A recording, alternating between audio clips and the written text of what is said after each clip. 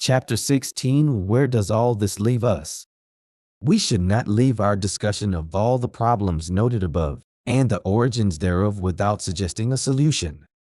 Believe it or not, there is a remedy for many of the political maladies outlined herein. We would have to take some very big steps, steps not known to America until now. But crushing the most powerful country in history is being done step after relentless step, so why not fight that in a way that is more constructive than destructive? Abraham Lincoln had to ignore the Constitution to save the Republic.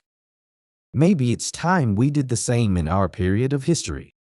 In other words, our way of life is under attack. So let's shoot back. Let's call a spade, and do what we must do to save the country as we know it and as it's always been. Below may not be an all-encompassing list, but it's a good start.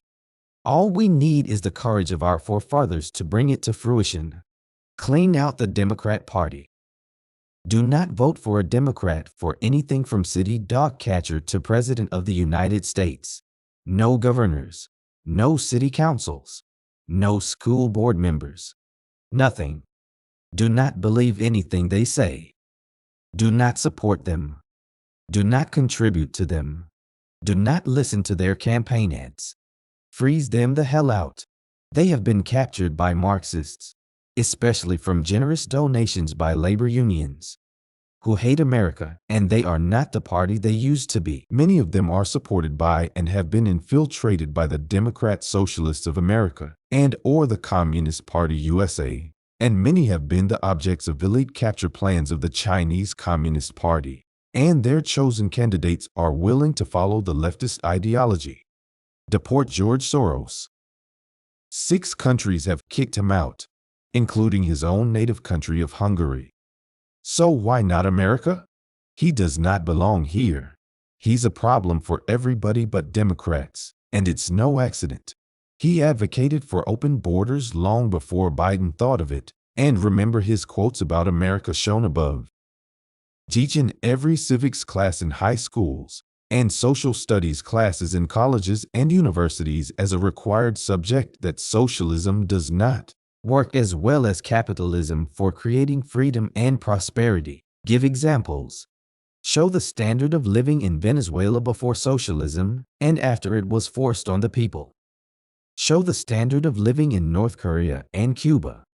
Start teaching history at all levels the way history actually happened, not the revisionist version of a horrible America. There are no horrible countries, only horrible people who run them. At least we need to show that America and the system of capitalism is better because people here are incentivized to produce and are compensated in accordance with their knowledge, skills, and abilities, not just because they are members of a collective. Big government under socialism is not a good solution for anything. Big government only establishes a system by which a select group of people make decisions for the masses, and ceding such authority to so few is not a good idea for any country, especially America. Reveal in these civics classes how Marx's ideas may have been more applicable in mid-19th century Europe, but the complaints he had does not and never has applied in America. Moreover, schools must include the rest of the story about Marx's socialism and Marx himself, who and what he was and what life is like in socialist countries like North Korea, China, Venezuela, Cuba, and especially Soviet-era Russia, and include that applying Marx's socialism has been responsible for the deaths of 100 million people worldwide.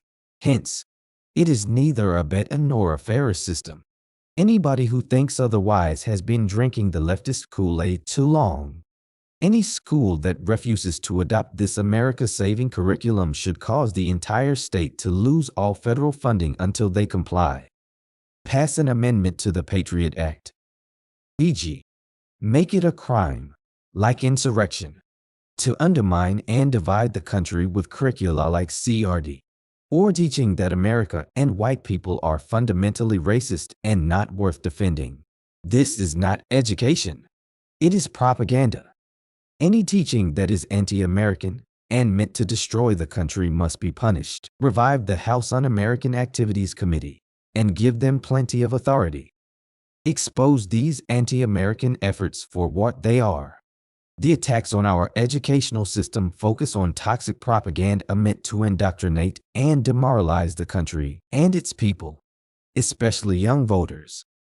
It is meant to ultimately turn America into a Soviet-era Marxist-style police state.